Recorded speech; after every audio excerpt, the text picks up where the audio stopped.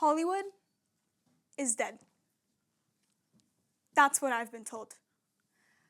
But how can I be so sure of that?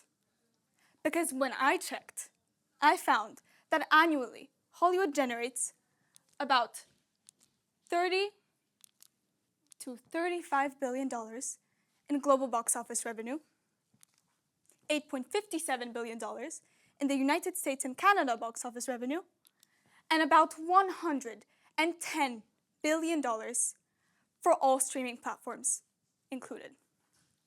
I think it's safe to say that Hollywood is most certainly very much alive.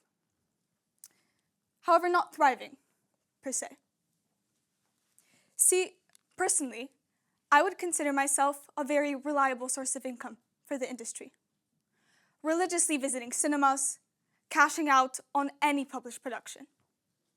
And with the movies that I have watched, I've noticed a very disturbing pattern. Plots are repetitive. The frames flashing in front of me, dull and quite forgettable. What happened to the magic of cinema? A few months back, I went to the cinema to watch Scream 7. It was more or less the same as the 6 movies that came before, just about 7 times worse. Subjectively, of course.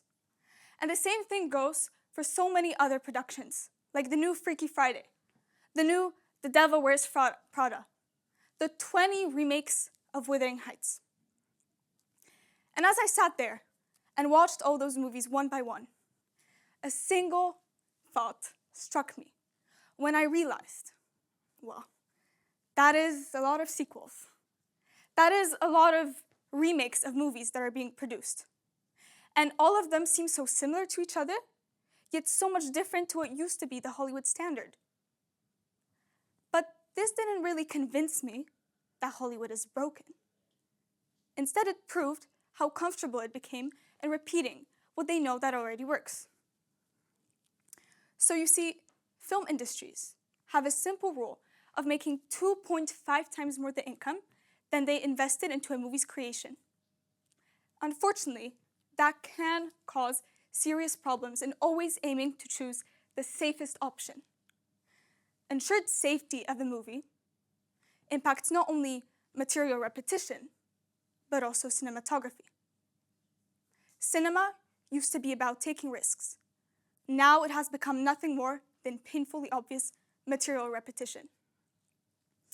And so the same safety and related incentives that push industries like Hollywood to creating all those sequels encourage it to repeat visual styles as well. For a movie to actually stick with you, it has to strike something in your cognitive processing and emotional resonance. Some reasons for why movies don't feel like they used to are much more complex than just assuming Hollywood is becoming lazy. Cinematography, for one, has an incredible impact on our perception of a displayed image. Take a look at those 2 images. Initially, digital cameras are better in capturing sharpness, quick shots, and what some would call the perfect image. Film, on the other hand, relies on slower and more deliberate processes that ultimately add onto the perceptual realness and nostalgic feeling of a film. Now, whichever one of the images you'd say you prefer, decades worth of film evolution have led filmmaking to move away from a granulated warm look to a colder, high resolution, and at times lacking in color depth image. And so, you might think to yourself, because me, as well as many other individuals, perhaps even including you, long for the coziness of those old films, for how they made us feel. For us as individuals, for some people, this very specific standardized style is simply not enough. Some people long for the distinctiveness of traditional film that new movies even the ones including CGI or new modern digital technologies, lack. And so, what can we do? What now?